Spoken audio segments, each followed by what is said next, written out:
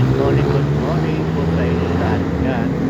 Biyahe tayo papunta C5, papunta tayo ng Novaliches, papunta Balintawak tayo. Tayo bababa yung trabaho natin sa may C5.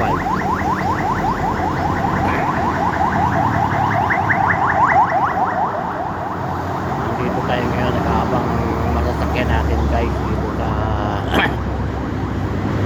Fairview na tawag dyan na Commonwealth Road.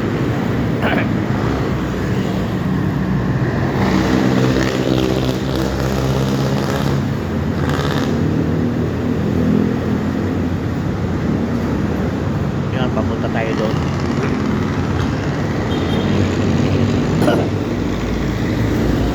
Sige guys, abangan na natin yung upload ko nito.